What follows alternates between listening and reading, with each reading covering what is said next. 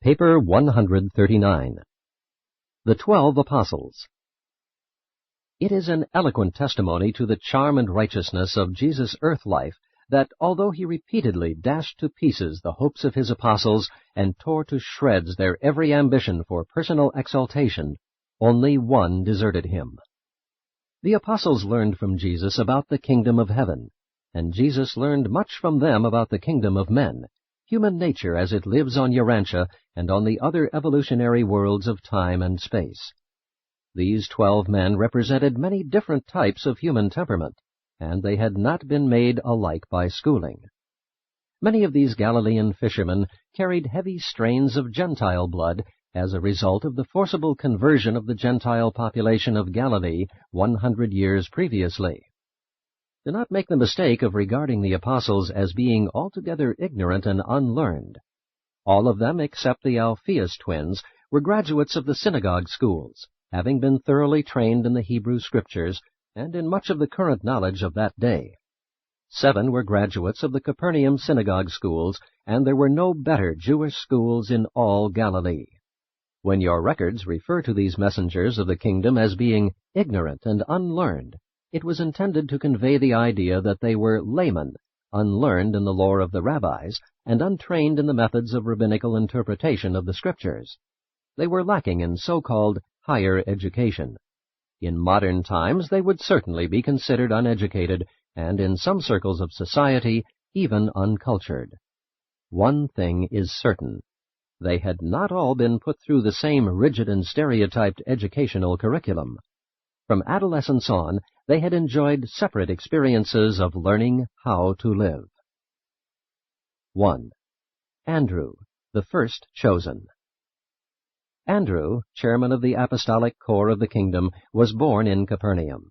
He was the oldest child in a family of 5, himself, his brother Simon, and 3 sisters. His father, now dead, had been a partner of Zebedee in the fish-drying business at Bethsaida, the fishing harbor of Capernaum. When he became an apostle, Andrew was unmarried, but made his home with his married brother Simon Peter. Both were fishermen and partners of James and John, the sons of Zebedee.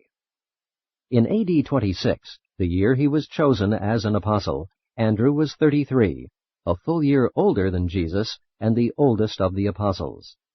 He sprang from an excellent line of ancestors, and was the ablest man of the 12. Excepting oratory, he was the peer of his associates in almost every imaginable ability. Jesus never gave Andrew a nickname, a fraternal designation. But even as the apostles soon began to call Jesus Master, they also designated Andrew by a term the equivalent of chief. Andrew was a good organizer, but a better administrator. He was one of the inner circle of 4 apostles, but his appointment by Jesus as the head of the apostolic group made it necessary for him to remain on duty with his brethren, while the other 3 enjoyed very close communion with the Master. To the very end, Andrew remained dean of the apostolic corps. Although Andrew was never an effective preacher, he was an efficient personal worker, being the pioneer missionary of the kingdom, in that, as the first chosen apostle, he immediately brought to Jesus his brother Simon, who subsequently became one of the greatest preachers of the kingdom. Andrew was the chief supporter of Jesus' policy of utilizing the program of personal work as a means of training the 12 as messengers of the kingdom.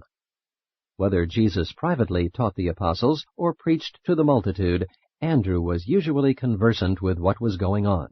He was an understanding executive and an efficient administrator.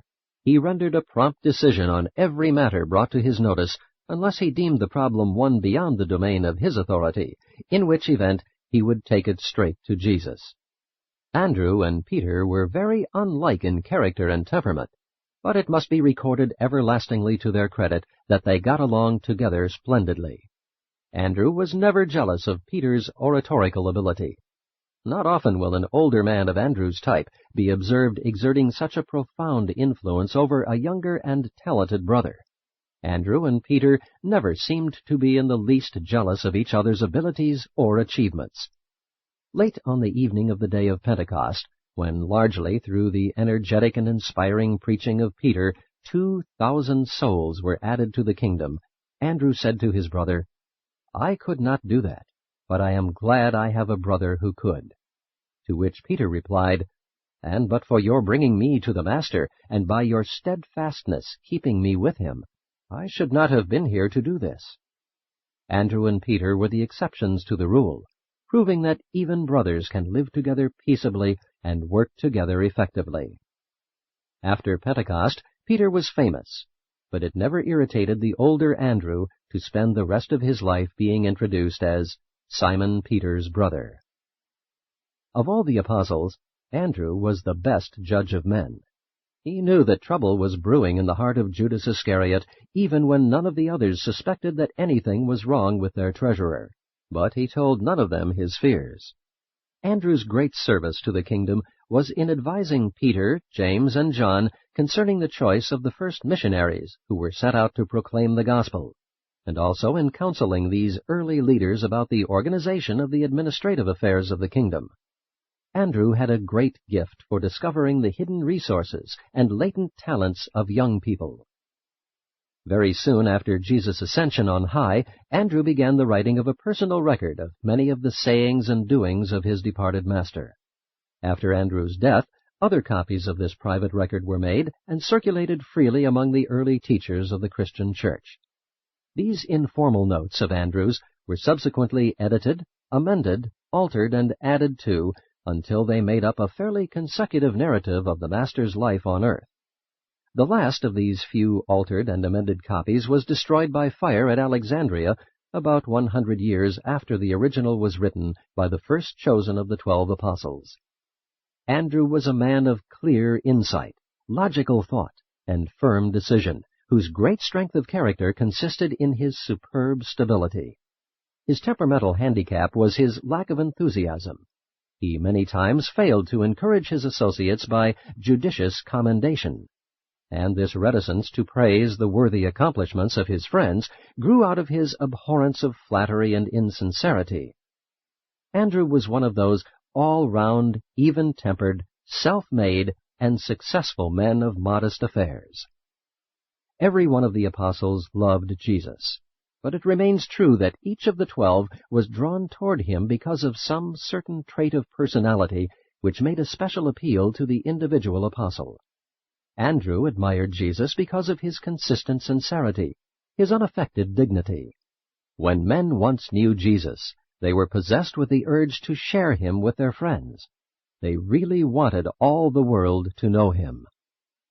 When the later persecutions finally scattered the apostles from Jerusalem, Andrew journeyed through Armenia, Asia Minor, and Macedonia, and after bringing many thousands into the kingdom, was finally apprehended and crucified in Patria in Achaia.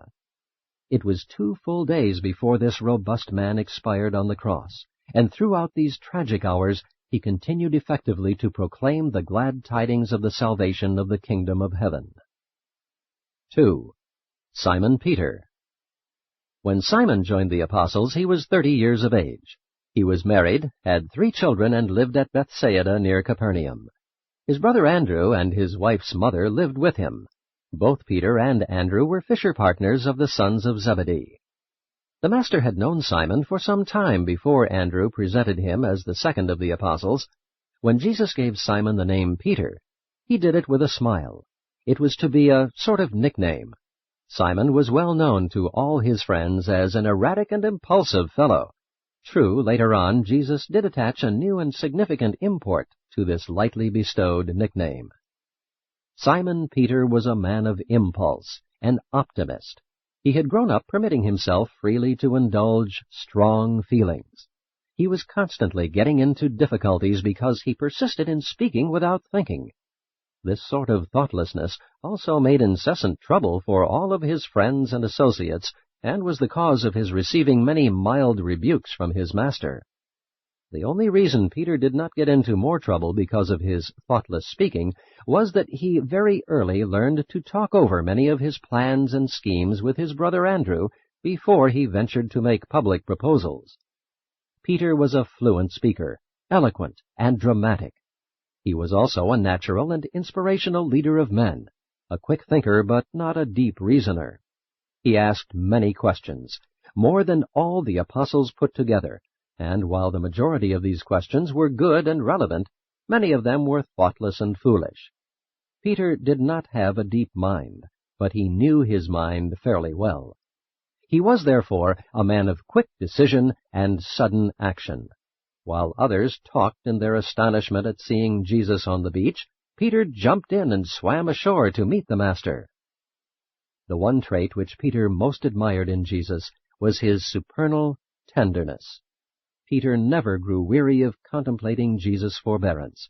He never forgot the lesson about forgiving the wrongdoer, not only 7 times, but 70 times and 7.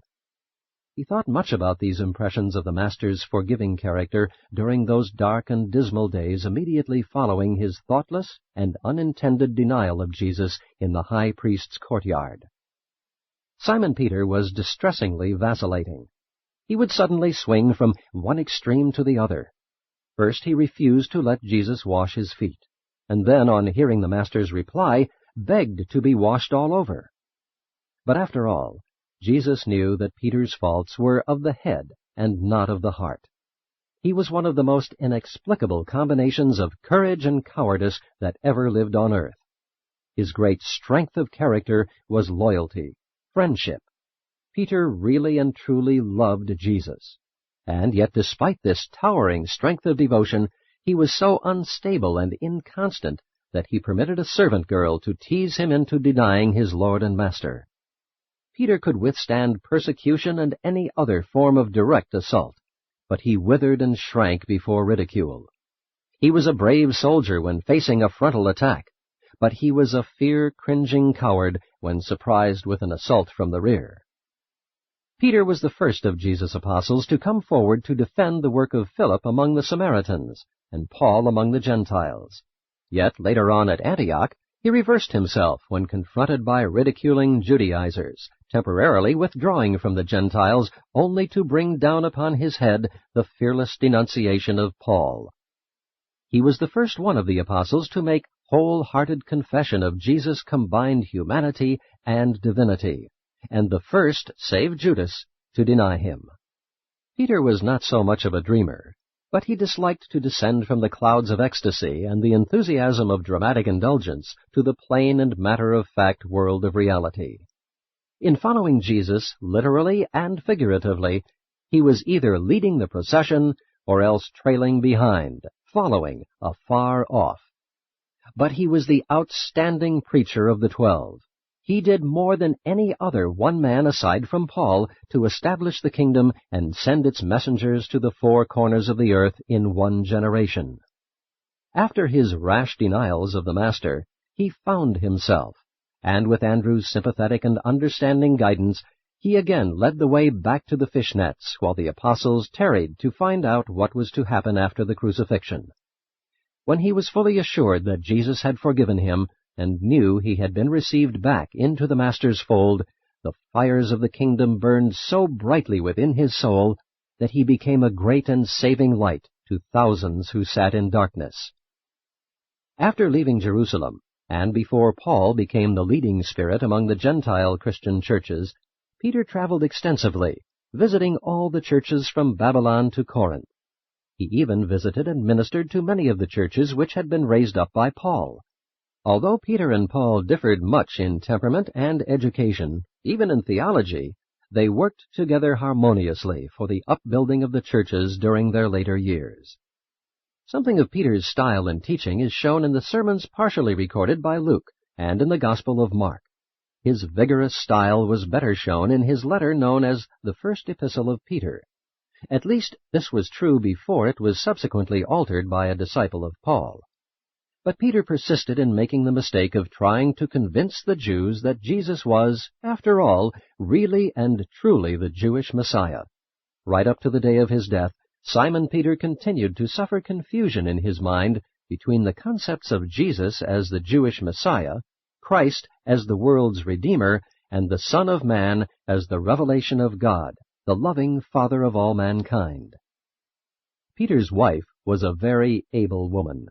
For years she labored acceptably as a member of the women's corps, and when Peter was driven out of Jerusalem, She accompanied him upon all his journeys to the churches, as well as on all his missionary excursions.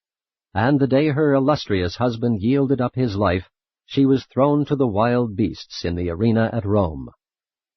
And so this man Peter, an intimate of Jesus, one of the inner circle, went forth from Jerusalem proclaiming the glad tidings of the kingdom with power and glory until the fullness of his ministry had been accomplished. And he regarded himself as the recipient of high honors when his captors informed him that he must die as his master had died, on the cross. And thus was Simon Peter crucified in Rome. 3. James, Zebedee.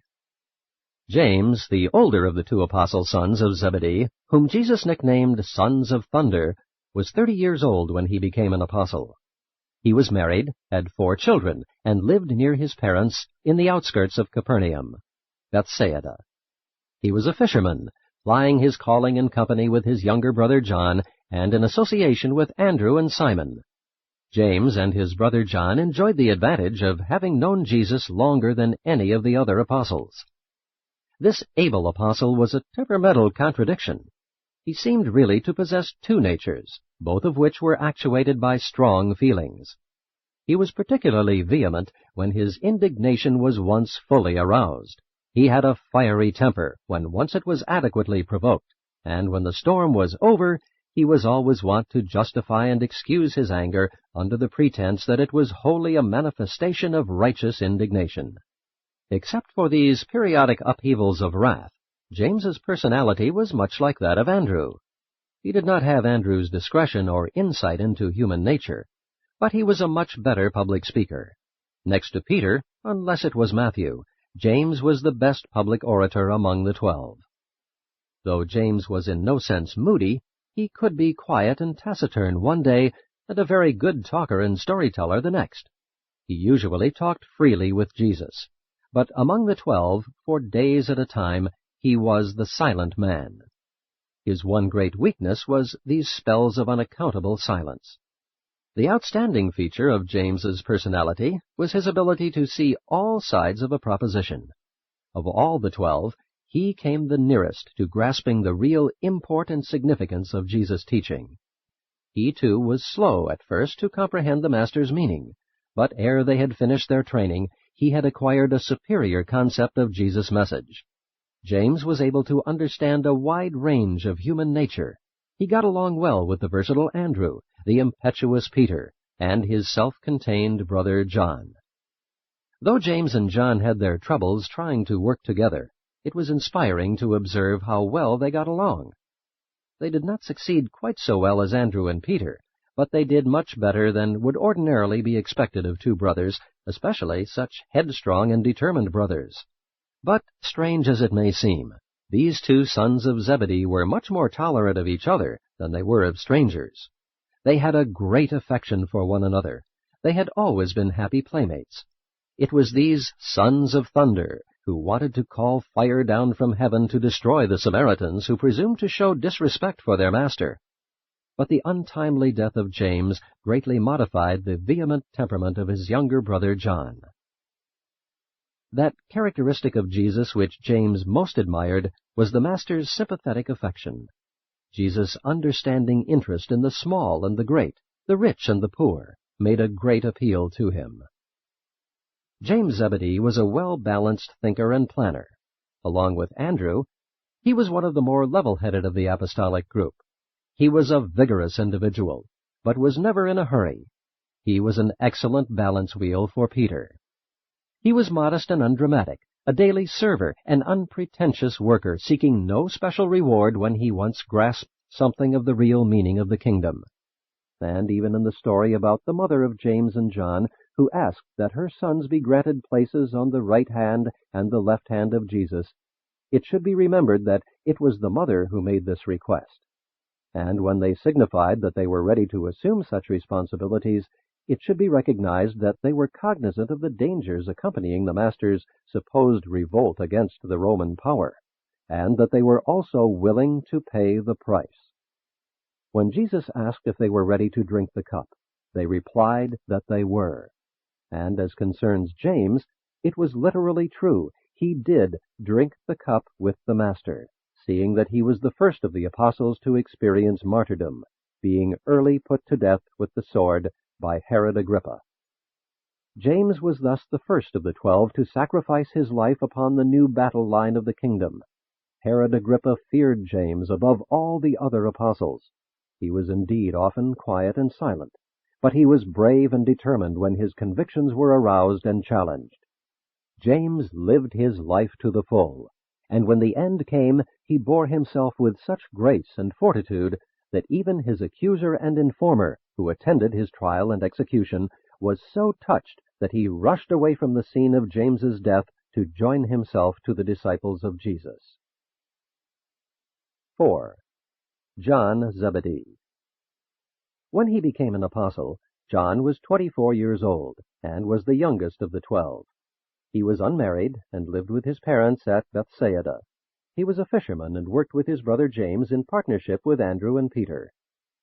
Both before and after becoming an apostle, John functioned as the personal agent of Jesus in dealing with the Master's family, and he continued to bear this responsibility as long as Mary, the mother of Jesus, lived.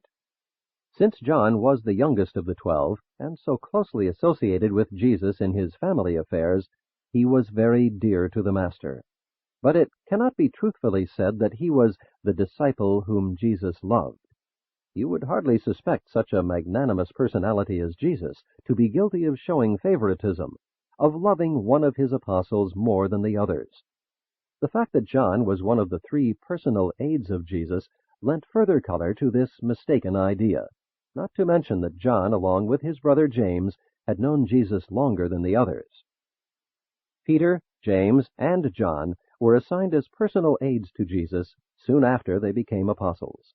Shortly after the selection of the 12, and at the time Jesus appointed Andrew to act as director of the group, he said to him, "And now I desire that you assign 2 or 3 of your associates to be with me, and to remain by my side, to comfort me, and to minister to my daily needs." And Andrew thought best to select for this special duty the next 3 first-chosen apostles. He would have liked to volunteer for such a blessed service himself, but the Master had already given him his commission, so he immediately directed that Peter, James, and John attach themselves to Jesus. John Zebedee had many lovely traits of character, but one which was not so lovely was his inordinate but usually well-concealed conceit. His long association with Jesus made many and great changes in his character. This conceit was greatly lessened, but after growing old and becoming more or less childish, this self-esteem reappeared to a certain extent, so that when engaged in directing Nathan in the writing of the gospel which now bears his name, the aged apostle did not hesitate repeatedly to refer to himself as the disciple whom Jesus loved. In view of the fact that John came nearer to being the chum of Jesus than any other earth mortal, that he was his chosen personal representative in so many matters, it is not strange that he should have come to regard himself as the disciple whom Jesus loved, since he most certainly knew he was the disciple whom Jesus so frequently trusted. The strongest trait in John's character was his dependability. He was prompt and courageous, faithful and devoted. His greatest weakness was this characteristic conceit. He was the youngest member of his father's family, and the youngest of the apostolic group. Perhaps he was just a bit spoiled. Maybe he had been humored slightly too much. But the John of after years was a very different type of person than the self-admiring and arbitrary young man who joined the ranks of Jesus' apostles when he was 24. Those characteristics of Jesus which John most appreciated were the Master's love and unselfishness. These traits made such an impression on him that his whole subsequent life became dominated by the sentiment of love and brotherly devotion. He talked about love and wrote about love. This son of thunder became the apostle of love. And at Ephesus, when the aged bishop was no longer able to stand in the pulpit and preach, but had to be carried to church in a chair, and when at the close of the service he was asked to say a few words to the believers, for years his only utterance was, "My little children, love one another." John was a man of few words, except when his temper was aroused.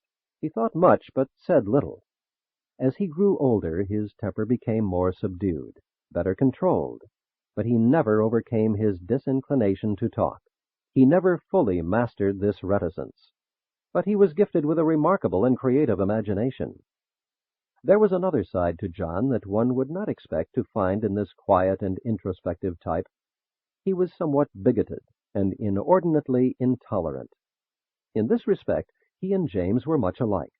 They both wanted to call down fire from heaven on the heads of the disrespectful Samaritans. When John encountered some strangers teaching in Jesus' name, he promptly forbade them. But he was not the only one of the 12 who was tainted with this kind of self-esteem and superiority consciousness. John's life was tremendously influenced by the sight of Jesus going about without a home, as he knew how faithfully he had made provision for the care of his mother and family. John also deeply sympathized with Jesus because of his family's failure to understand him, being aware that they were gradually withdrawing from him. This entire situation, together with Jesus ever deferring his slightest wish to the will of the Father in heaven, and his daily life of implicit trust, made such a profound impression on John that it produced marked and permanent changes in his character, changes which manifested themselves throughout his entire subsequent life. John had a cool and daring courage which few of the other apostles possessed. He was the one apostle who followed right along with Jesus the night of his arrest, and dared to accompany his master into the very jaws of death. He was present and near at hand right up to the last earthly hour, and was found faithfully carrying out his trust with regard to Jesus' mother, and ready to receive such additional instructions as might be given during the last moments of the Master's mortal existence. One thing is certain: John was thoroughly dependable. John usually sat on Jesus' right hand when the 12 were at meat. He was the first of the 12 really and fully to believe in the resurrection, and he was the first to recognize the Master when he came to them on the seashore after his resurrection. This son of Zebedee was very closely associated with Peter in the early activities of the Christian movement, becoming one of the chief supporters of the Jerusalem church. He was the right-hand support of Peter on the day of Pentecost. Several years after the martyrdom of James, John married his brother's widow. The last 20 years of his life he was cared for by a loving granddaughter. John was in prison several times, and was banished to the Isle of Patmos for a period of 4 years, until another emperor came to power in Rome. Had not John been tactful and sagacious, he would undoubtedly have been killed, as was his more outspoken brother James. As the years passed, John, together with James, the Lord's brother, learned to practice wise conciliation when they appeared before the civil magistrates. They found that a soft answer turns away wrath. They also learned to represent the church as a spiritual brotherhood devoted to the social service of mankind, rather than as the kingdom of heaven. They taught loving service rather than ruling power, kingdom and king. When in temporary exile on Patmos, John wrote the book of Revelation, which you now have in greatly abridged and distorted form. This book of Revelation contains the surviving fragments of a great revelation, large portions of which were lost, other portions of which were removed subsequent to John's writing. It is preserved in only fragmentary and adulterated form. John traveled much, labored incessantly, and after becoming bishop of the Asia churches, settled down at Ephesus. He directed his associate Nathan in the writing of the so-called Gospel according to John at Ephesus, when he was 99 years old. Of all the 12 apostles, John Zebedee eventually became the outstanding theologian. He died a natural death at Ephesus in A.D. 103, when he was 101 years of age. 5. Philip the Curious. Philip was the 5th apostle to be chosen, being called when Jesus and his first 4 apostles were on their way from John's rendezvous on the Jordan to Cana of Galilee. Since he lived at Bethsaida, Philip had for some time known of Jesus, but it had not occurred to him that Jesus was a really great man until that day in the Jordan Valley when he said, "Follow me." Philip was also somewhat influenced by the fact that Andrew, Peter, James, and John had accepted Jesus as the deliverer. Philip was 27 years of age when he joined the apostles. He had recently been married, but he had no children at this time. The nickname which the apostles gave him signified curiosity. Philip was always wanting to be shown. He never seemed to see very far into any proposition. He was not necessarily dull, but he lacked imagination. This lack of imagination was the great weakness of his character. He was a commonplace and matter-of-fact individual. When the apostles were organized for service, Philip was made steward. It was his duty to see that they were at all times supplied with provisions, and he was a good steward. His strongest characteristic was his methodical thoroughness. He was both mathematical and systematic. Philip came from a family of 7, 3 boys and 4 girls. He was next to the oldest, and after the resurrection, he baptized his entire family into the kingdom. Philip's people were fisher folk. His father was a very able man, a deep thinker, but his mother was of a very mediocre family. Philip was not a man who could be expected to do big things, but he was a man who could do little things in a big way, do them well and acceptably. Only a few times in 4 years did he fail to have food on hand to satisfy the needs of all. Even the many emergency demands attendant upon the life they lived seldom found him unprepared. The commissary department of the apostolic family was intelligently and efficiently managed. The strong point about Philip was his methodical reliability. The weak point in his makeup was his utter lack of imagination, the absence of the ability to put 2 and 2 together to obtain 4. He was mathematical in the abstract, but not constructive in his imagination. He was almost entirely lacking in certain types of imagination. He was the typical, everyday, and commonplace, average man. There were a great many such men and women among the multitudes who came to hear Jesus teach and preach, and they derived great comfort from observing one like themselves, elevated to an honored position in the councils of the Master. They derived courage from the fact that one like themselves had already found a high place in the affairs of the kingdom. And Jesus learned much about the way some human minds function as he so patiently listened to Philip's foolish questions and so many times complied with his steward's request to be shown. The one quality about Jesus which Philip so continuously admired was the Master's unfailing generosity. Never could Philip find anything in Jesus which was small, niggardly, or stingy, and he worshipped this ever-present and unfailing liberality. There was little about Philip's personality that was impressive. He was often spoken of as Philip of Bethsaida, the town where Andrew and Peter lived. He was almost without discerning vision. He was unable to grasp the dramatic possibilities of a given situation. He was not pessimistic. He was simply prosaic. He was also greatly lacking in spiritual insight. He would not hesitate to interrupt Jesus in the midst of one of the Master's most profound discourses to ask an apparently foolish question. But Jesus never reprimanded him for such thoughtlessness. He was patient with him and considerate of his inability to grasp the deeper meanings of the teaching. Jesus well knew that if he once rebuked Philip for asking these annoying questions, he would not only wound this honest soul, but such a reprimand would so hurt Philip that he would never again feel free to ask questions.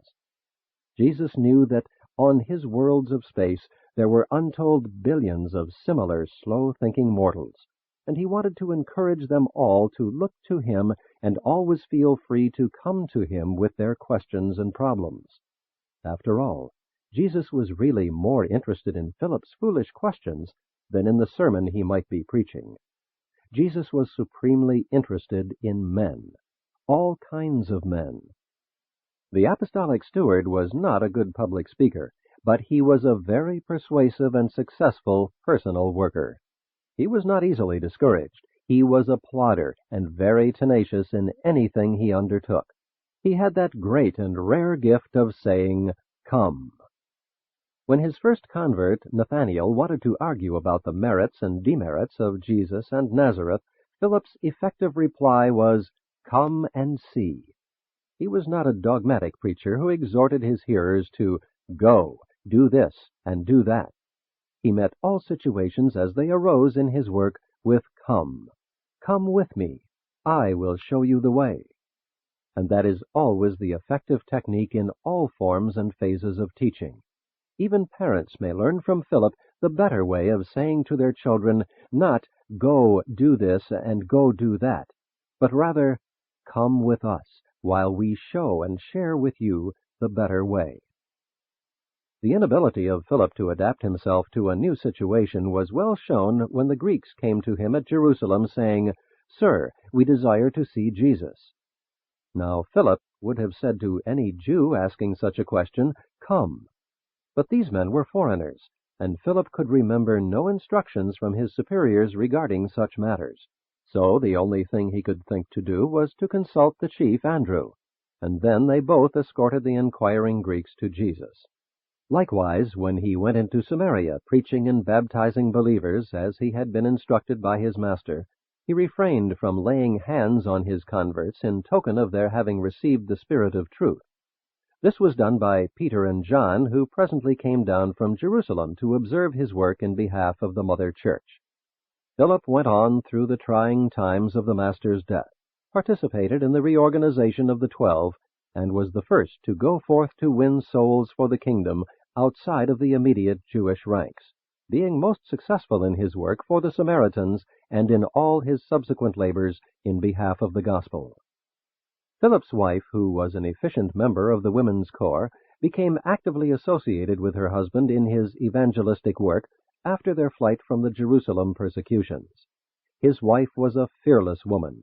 She stood at the foot of Philip's cross, encouraging him to proclaim the glad tidings even to his murderers, and when his strength failed, she began the recital of the story of salvation by faith in Jesus, and was silenced only when the irate Jews rushed upon her and stoned her to death. Their eldest daughter, Leah, continued their work, later on becoming the renowned prophetess of Hierapolis. Philip, the one-time steward of the 12, was a mighty man in the kingdom, winning souls wherever he went, and he was finally crucified for his faith and buried at Hierapolis. 6. Honest Nathaniel. Nathaniel, the sixth and last of the apostles to be chosen by the Master himself, was brought to Jesus by his friend Philip. He had been associated in several business enterprises with Philip, and with him was on the way down to see John the Baptist when they encountered Jesus. When Nathaniel joined the apostles, he was 25 years old and was next to the youngest of the group.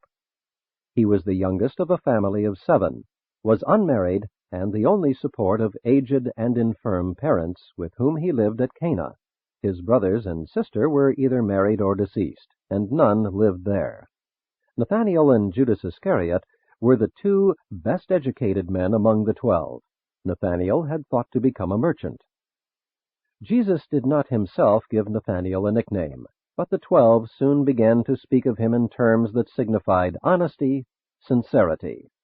He was without guile, and this was his great virtue. He was both honest and sincere. The weakness of his character was his pride. He was very proud of his family, his city, his reputation, and his nation, all of which is commendable if it is not carried too far. But Nathaniel was inclined to go to extremes with his personal prejudices.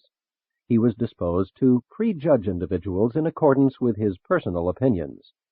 He was not slow to ask the question, even before he had met Jesus, "Can any good thing come out of Nazareth?" But Nathaniel was not obstinate, even if he was proud. He was quick to reverse himself when he once looked into Jesus' face. In many respects, Nathaniel was the odd genius of the 12. He was the apostolic philosopher and dreamer, but he was a very practical sort of dreamer. He alternated between seasons of profound philosophy and periods of rare and droll humor. When in the proper mood, he was probably the best storyteller among the 12. Jesus greatly enjoyed hearing Nathaniel discourse on things both serious and frivolous. Nathaniel progressively took Jesus and the kingdom more seriously, but never did he take himself seriously. The apostles all loved and respected Nathaniel, and he got along with them splendidly, excepting Judas Iscariot. Judas did not think Nathaniel took his apostleship sufficiently seriously, and once had the temerity to go secretly to Jesus and lodge complaint against him. Said Jesus, "Judas, watch carefully your steps. Do not over-magnify your office. Who of us is competent to judge his brother? It is not the Father's will that his children should partake only of the serious things of life. Let me repeat, I have come that my brethren in the flesh may have joy, gladness, and life more abundantly. Go then, Judas, and do well that which has been entrusted to you, but leave Nathanael, your brother, to give account of himself to God." And the memory of this, with that of many similar experiences, long lived in the self-deceiving heart of Judas Iscariot. Many times when Jesus was away on the mountain with Peter, James, and John, and things were becoming tense and tangled among the apostles, when even Andrew was in doubt about what to say to his disconsolate brethren, Nathanael would relieve the tension by a bit of philosophy or a flash of humor. Good humor, too. Nathanael's duty was to look after the families of the 12. He was often absent from the apostolic councils, for when he heard that sickness or anything out of the ordinary had happened to one of his charges, he lost no time in getting to that home. The 12 rested securely in the knowledge that their family's welfare was safe in the hands of Nathanael. Nathanael most revered Jesus for his tolerance. He never grew weary of contemplating the broad-mindedness and generous sympathy of the Son of Man. Nathanael's father, Bartholomew, died shortly after Pentecost, after which this apostle went into Mesopotamia and India, proclaiming the glad tidings of the kingdom and baptizing believers. His brethren never knew what became of their one-time philosopher, poet, and humorist, but he also was a great man in the kingdom, and did much to spread his master's teachings, even though he did not participate in the organization of the subsequent Christian church. Nathanael died in India. 7. Matthew, Levi. Matthew, the seventh apostle, was chosen by Andrew. Matthew belonged to a family of tax-gatherers, or publicans, but was himself a customs collector in Capernaum where he lived. He was 31 years old and married and had 4 children. He was a man of moderate wealth, the only one of any means belonging to the apostolic corps. He was a good businessman, a good social mixer, and was gifted with the ability to make friends and to get along smoothly with a great variety of people. Andrew appointed Matthew the financial representative of the apostles. In a way, he was the fiscal agent and publicity spokesman for the apostolic organization. He was a keen judge of human nature, and a very efficient propagandist. His is a personality difficult to visualize, but he was a very earnest disciple and an increasing believer in the mission of Jesus and in the certainty of the kingdom. Jesus never gave Levi a nickname, but his fellow apostles commonly referred to him as the money-getter. Levi's strong point was his whole-hearted devotion to the cause. That he, a publican, had been taken in by Jesus and his apostles was the cause for overwhelming gratitude on the part of the former revenue collector. However, it required some little time for the rest of the apostles, especially Simon Zelotes and Judas Iscariot, to become reconciled to the publican's presence in their midst. Matthew's weakness was his short-sighted and materialistic viewpoint of life. But in all these matters he made great progress as the months went by. He, of course, had to be absent from many of the most precious seasons of instruction, as it was his duty to keep the treasury replenished. It was the master's forgiving disposition which Matthew most appreciated. He would never cease to recount that faith only was necessary in the business of finding God. He always liked to speak of the kingdom as this business of finding God. Though Matthew was a man with a past, he gave an excellent account of himself, and as time went on, his associates became proud of the publican's performances. He was one of the apostles who made extensive notes on the sayings of Jesus, and these notes were used as the basis of Isidore's subsequent narrative of the sayings and doings of Jesus, which has become known as the Gospel according to Matthew. The great and useful life of Matthew, the businessman and customs collector of Capernaum, has been the means of leading thousands upon thousands of other businessmen, public officials, and politicians down through the subsequent ages, also to hear that engaging voice of the Master saying, "Follow me." Matthew really was a shrewd politician, but he was intensely loyal to Jesus and supremely devoted to the task of seeing that the messengers of the coming kingdom were adequately financed. The presence of Matthew among the 12 was the means of keeping the doors of the kingdom wide open to hosts of downhearted and outcast souls who had regarded themselves as long since without the bounds of religious consolation. Outcast and despairing men and women flocked to hear Jesus, and he never turned one away.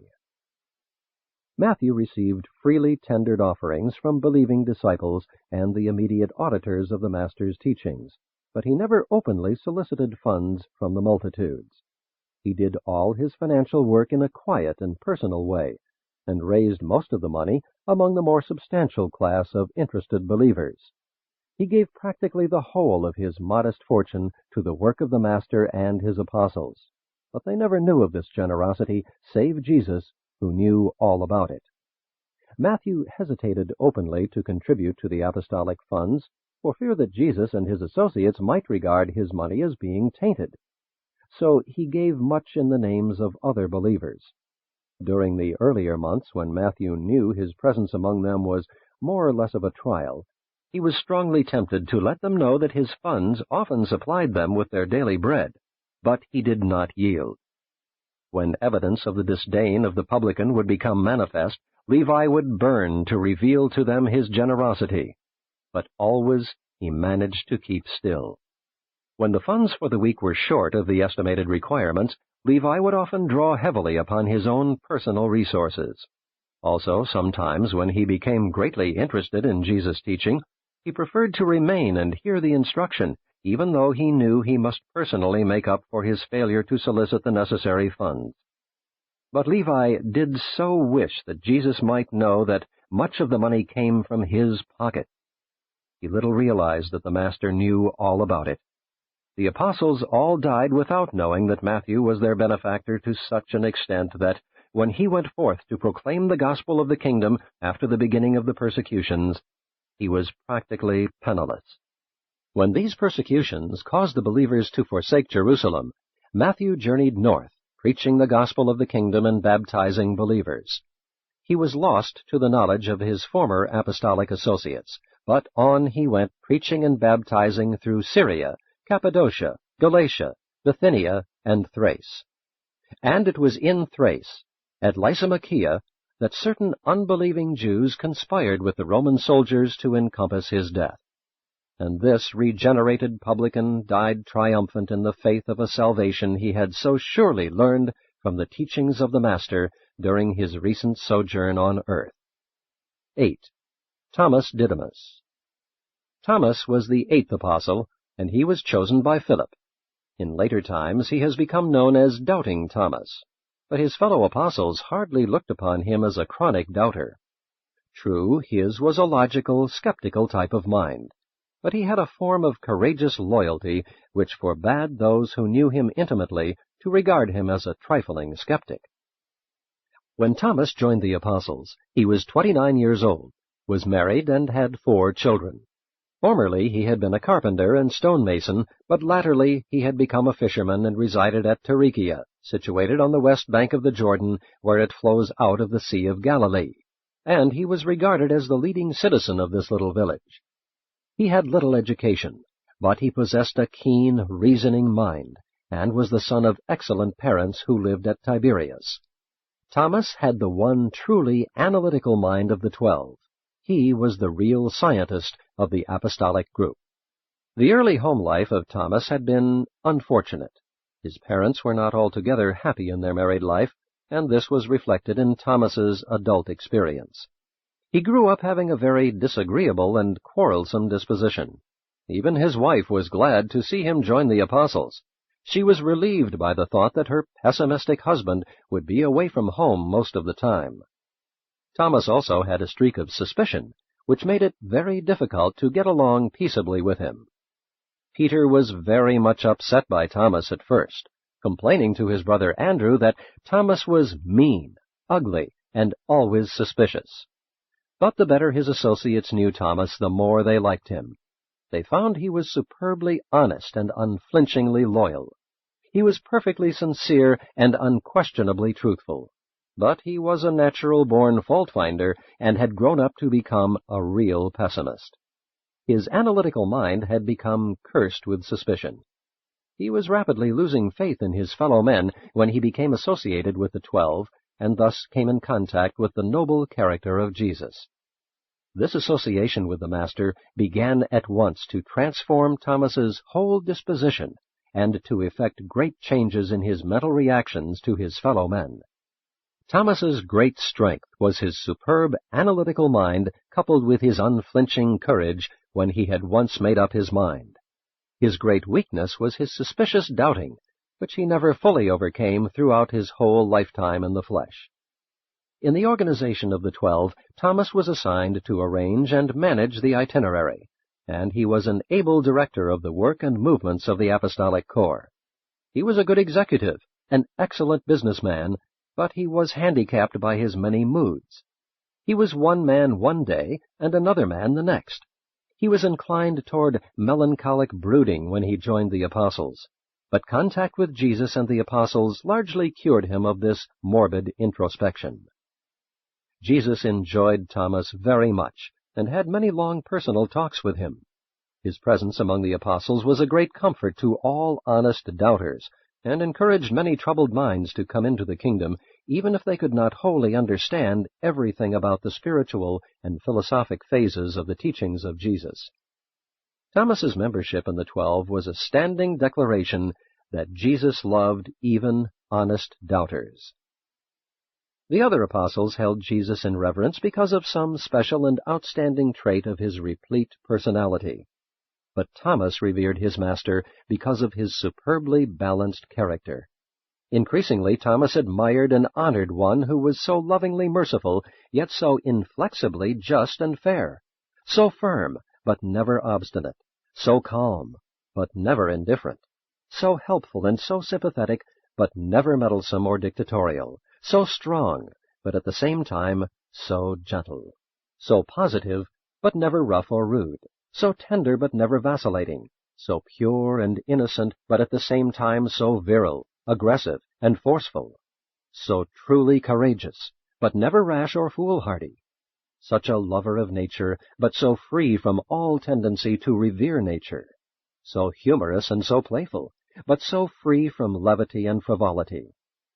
It was this matchless symmetry of personality that so charmed Thomas. He probably enjoyed the highest intellectual understanding and personality appreciation of Jesus of any of the 12. In the councils of the 12, Thomas was always cautious, advocating a policy of safety first. But if his conservatism was voted down or overruled, he was always the first fearlessly to move out in execution of the program decided upon. Again and again would he stand out against some project as being foolhardy and presumptuous. He would debate to the bitter end. But when Andrew would put the proposition to a vote, and after the 12 would elect to do that which he had so strenuously opposed, Thomas was the first to say, "Let's go." He was a good loser. He did not hold grudges nor nurse wounded feelings. Time and again did he oppose letting Jesus expose himself to danger. But when the Master would decide to take such risks, always was it Thomas who rallied the apostles with his courageous words, "Come on, comrades, let's go and die with him." Thomas was in some respects like Philip. He also wanted to be shown, but his outward expressions of doubt were based on entirely different intellectual operations. Thomas was analytical, not merely skeptical. As far as personal physical courage was concerned, he was one of the bravest among the 12. Thomas had some very bad days. He was blue and downcast at times. The loss of his twin sister when he was 9 years old had occasioned him much youthful sorrow, and had added to his temperamental problems of later life.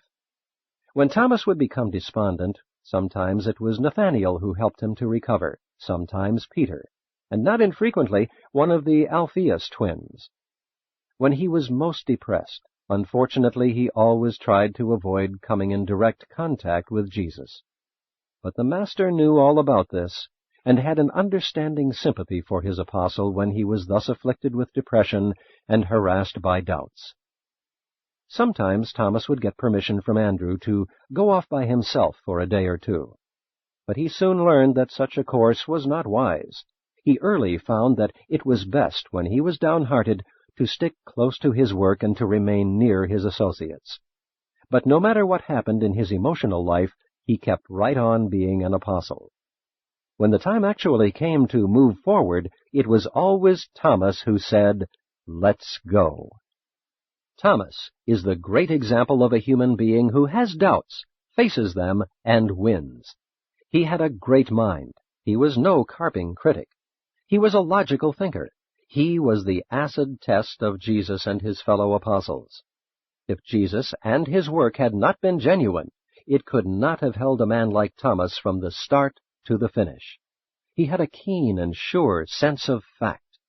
At the first appearance of fraud or deception, Thomas would have forsaken them all.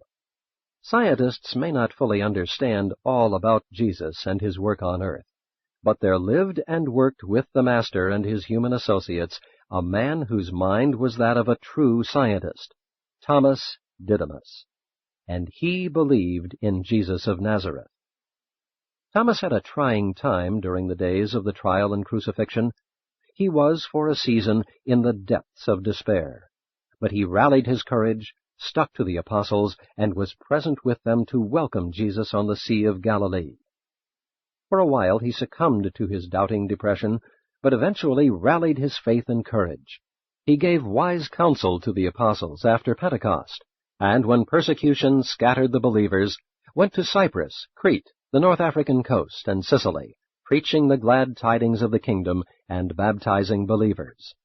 And Thomas continued preaching and baptizing until he was apprehended by the agents of the Roman government and was put to death in Malta.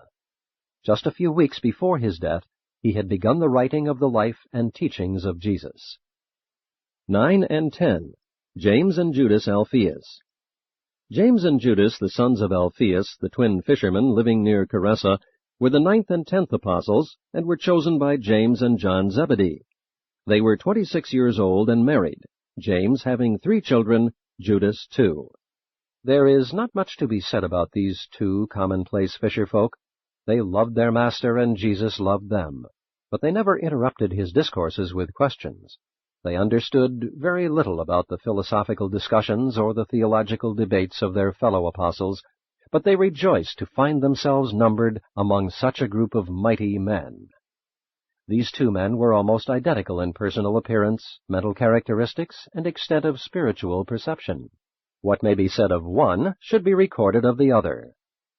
Andrew assigned them to the work of policing the multitudes. They were the chief ushers of the preaching hours, and in fact the general servants and errand boys of the 12. They helped Philip with the supplies. They carried money to the families for Nathaniel, and always were they ready to lend a helping hand to any one of the apostles. The multitudes of the common people were greatly encouraged to find two like themselves honored with places among the apostles. By their very acceptance as apostles, these mediocre twins were the means of bringing a host of faint-hearted believers into the kingdom. And, too, the common people took more kindly to the idea of being directed and managed by official ushers who were very much like themselves. James and Judas, who were also called Thaddeus and Lebbaeus, had neither strong points nor weak points. The nicknames given them by the disciples were good-natured designations of mediocrity. They were the least of all the apostles. They knew it and felt cheerful about it. James Alpheus especially loved Jesus because of the Master's simplicity. These twins could not comprehend the mind of Jesus, but they did grasp the sympathetic bond between themselves and the heart of their Master. Their minds were not of a high order. They might even reverently be called stupid.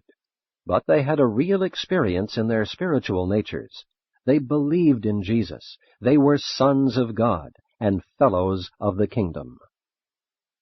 Judas Alpheus was drawn toward Jesus because of the Master's unostentatious humility. Such humility linked with such personal dignity made a great appeal to Judas. The fact that Jesus would always enjoin silence regarding his unusual acts made a great impression on this simple child of nature. The twins were good-natured, simple-minded helpers, and everybody loved them.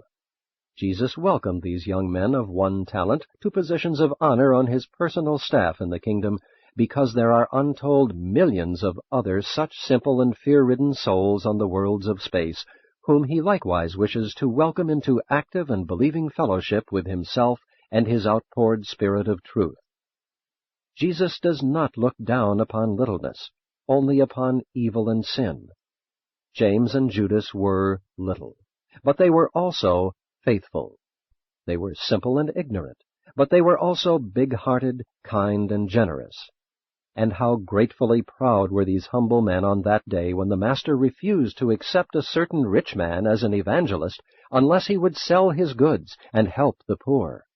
When the people heard this and beheld the twins among his counselors, they knew of a certainty that Jesus was no respecter of persons, but only a divine institution, the kingdom of heaven, could ever have been built upon such a mediocre human foundation. Only once or twice in all their association with Jesus did the twins venture to ask questions in public. Judas was once intrigued into asking Jesus a question when the Master had talked about revealing himself openly to the world. He felt a little disappointed that there were to be no more secrets among the 12, and he made bold to ask, "But, Master, when you do thus declare yourself to the world, how will you favor us with special manifestations of your goodness?" The twins served faithfully until the end, until the dark days of trial, crucifixion, and despair. They never lost their heart faith in Jesus, and, save John, they were the first to believe in his resurrection. But they could not comprehend the establishment of the kingdom. Soon after their Master was crucified, they returned to their families and nets. Their work was done. They had not the ability to go on in the more complex battles of the kingdom.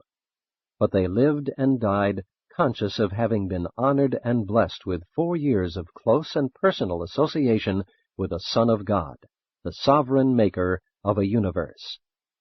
11. Simon the Zealot. Simon Zelotes, the 11th apostle, was chosen by Simon Peter.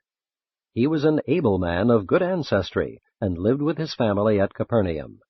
He was 28 years old when he became attached to the apostles. He was a fiery agitator, and was also a man who spoke much without thinking. He had been a merchant in Capernaum before he turned his entire attention to the patriotic organization of the Zealots. Simon Zelotes was given charge of the diversions and relaxation of the apostolic group, and he was a very efficient organizer of the play life and recreational activities of the 12. Simon's strength was his inspirational loyalty. When the apostles found a man or woman who floundered in indecision about entering the kingdom, they would send for Simon.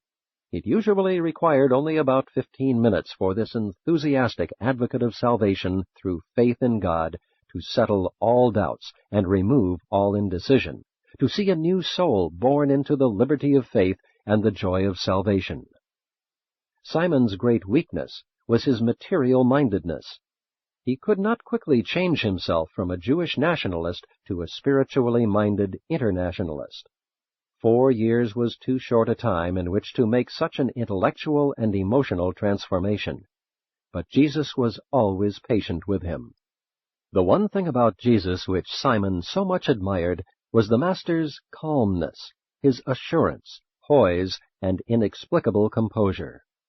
Although Simon was a rabid revolutionist, a fearless firebrand of agitation, he gradually subdued his fiery nature until he became a powerful and effective preacher of peace on earth and goodwill among men. Simon was a great debater. He did like to argue. and when it came to dealing with the legalistic minds of the educated Jews or the intellectual quibblings of the Greeks, the task was always assigned to Simon. He was a rebel by nature and an iconoclast by training, but Jesus won him for the higher concepts of the kingdom of heaven. He had always identified himself with the party of protest, but he now joined the party of progress, unlimited and eternal progression of spirit and truth. Simon was a man of intense loyalties and warm personal devotions, and he did profoundly love Jesus. Jesus was not afraid to identify himself with businessmen, laboring men, optimists, pessimists, philosophers, skeptics, publicans, politicians, and patriots. The Master had many talks with Simon, but he never fully succeeded in making an internationalist out of this ardent Jewish nationalist. Jesus often told Simon that it was proper to want to see the social, economic, and political orders improved, but he would always add, "That is not the business of the kingdom of heaven. We must be dedicated to the doing of the Father's will. Our business is to be ambassadors of a spiritual government on high, and we must not immediately concern ourselves with aught but the representation of the will and character of the Divine Father, who stands at the head of the government whose credentials we bear." It was all difficult for Simon to comprehend, but gradually he began to grasp something of the meaning of the Master's teaching. After the dispersion because of the Jerusalem persecutions, Simon went into temporary retirement. He was literally crushed. As a nationalist patriot, he had surrendered in deference to Jesus' teachings. Now all was lost. He was in despair, but in a few years he rallied his hopes and went forth to proclaim the gospel of the kingdom. He went to Alexandria, and after working up the Nile, penetrated into the heart of Africa, everywhere preaching the gospel of Jesus and baptizing believers. Thus he labored until he was an old man and feeble, and he died and was buried in the heart of Africa. 12. Judas Iscariot. Judas Iscariot, the 12th apostle, was chosen by Nathaniel. He was born in Kerioth, a small town in southern Judea. When he was a lad, his parents moved to Jericho, where he lived and had been employed in his father's various business enterprises until he became interested in the preaching and work of John the Baptist. Judas's parents were Sadducees, and when their son joined John's disciples, they disowned him. When Nathaniel met Judas at Tarichea, he was seeking employment with a fish-drying enterprise at the lower end of the Sea of Galilee. He was 30 years of age and unmarried when he joined the apostles. He was probably the best educated man among the 12, and the only Judean in the Master's apostolic family. Judas had no outstanding trait of personal strength, though he had many outwardly appearing traits of culture and habits of training. He was a good thinker, but not always a truly honest thinker. Judas did not really understand himself.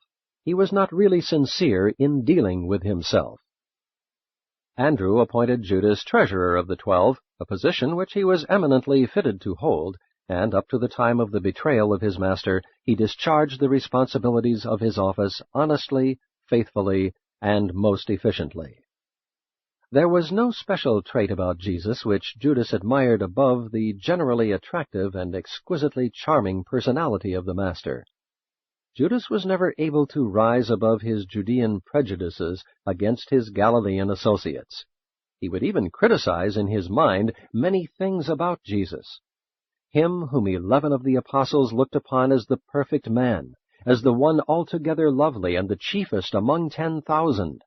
This self-satisfied Judean often dared to criticize in his own heart. He really entertained the notion that Jesus was timid and somewhat afraid to assert his own power and authority. Judas was a good businessman. It required tact, ability, and patience, as well as painstaking devotion, to manage the financial affairs of such an idealist as Jesus, to say nothing of wrestling with the helter-skelter business methods of some of his apostles. Judas really was a great executive, a far-seeing and able financier, and he was a stickler for organization. None of the 12 ever criticized Judas. As far as they could see, Judas Iscariot was a matchless treasurer, a learned man, a loyal though sometimes critical apostle, and in every sense of the word, a great success. The apostles loved Judas. He was really one of them. He must have believed in Jesus, but we doubt whether he really loved the Master with a whole heart. The case of Judas illustrates the truthfulness of that saying, "There is a way that seems right to a man, but the end thereof is death." It is altogether possible to fall victim to the peaceful deception of pleasant adjustment to the paths of sin and death. Be assured that Judas was always financially loyal to his Master and his fellow apostles. Money could never have been the motive for his betrayal of the Master. Judas was an only son of unwise parents. When very young, he was pampered and petted. He was a spoiled child. As he grew up, he had exaggerated ideas about his self-importance. He was a poor loser. He had loose and distorted ideas about fairness. He was given to the indulgence of hate and suspicion. He was an expert at misinterpretation of the words and acts of his friends. All through his life, Judas had cultivated the habit of getting even with those whom he fancied had mistreated him. His sense of values and loyalties was defective. To Jesus, Judas was a faith adventure. From the beginning, the Master fully understood the weakness of this apostle and well knew the dangers of admitting him to fellowship. But it is the nature of the sons of God to give every created being a full and equal chance for salvation and survival. Jesus wanted not only the mortals of this world, but the onlookers of innumerable other worlds to know that when doubts exist as to the sincerity and wholeheartedness of a creature's devotion to the kingdom, it is the invariable practice of the judges of men fully to receive the doubtful candidate. The door of eternal life is wide open to all.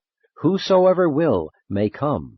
There are no restrictions or qualifications save the faith of the one who comes. This is just the reason why Jesus permitted Judas to go on to the very end, always doing everything possible to transform and save this weak and confused apostle. But when light is not honestly received and lived up to, it tends to become darkness within the soul. Judas grew intellectually regarding Jesus' teachings about the kingdom, but he did not make progress in the acquirement of spiritual character, as did the other apostles. He failed to make satisfactory personal progress in spiritual experience. Judas became increasingly a brooder over personal disappointment, and finally he became a victim of resentment. His feelings had been many times hurt, and he grew abnormally suspicious of his best friends, even of the Master. Presently he became obsessed with the idea of getting even, anything to avenge himself, yes, even betrayal of his associates and his Master. But these wicked and dangerous ideas did not take definite shape until the day when a grateful woman broke an expensive box of incense at Jesus' feet. This seemed wasteful to Judas, and when his public protest was so sweepingly disallowed by Jesus right there in the hearing of all, it was too much. That event determined the mobilization of all the accumulated hate, hurt, malice, prejudice, jealousy, and revenge of a lifetime, and he made up his mind to get even with he knew not whom, but he crystallized all the evil of his nature upon the one innocent person in all the sordid drama of his unfortunate life, just because Jesus happened to be the chief actor in the episode which marked his passing from the progressive kingdom of light into that self-chosen domain of darkness. The Master many times, both privately and publicly, had warned Judas that he was slipping, but divine warnings are usually useless in dealing with embittered human nature. Jesus did everything possible consistent with man's moral freedom to prevent Judas's choosing to go the wrong way. The great test finally came. The sun of resentment failed. He yielded to the sour and sordid dictates of a proud and vengeful mind of exaggerated self-importance, and swiftly plunged on down into confusion, despair, and depravity. Judas then entered into the base and shameful intrigue to betray his Lord and Master, and quickly carried the nefarious scheme into effect. During the outworking of his anger-conceived plans of traitorous betrayal, He experienced moments of regret and shame, and in these lucid intervals he faint-heartedly conceived, as a defense in his own mind, the idea that Jesus might possibly exert his power and deliver himself at the last moment. When the sordid and sinful business was all over, this renegade mortal, who thought lightly of selling his friend for 30 pieces of silver to satisfy his long-nursed craving for revenge, rushed out and committed the final act in the drama of fleeing from the realities of mortal existence: suicide. The 11 apostles were horrified, stunned. Jesus regarded the betrayer only with pity. The worlds have found it difficult to forgive Judas, and his name has become eschewed throughout a far-flung universe.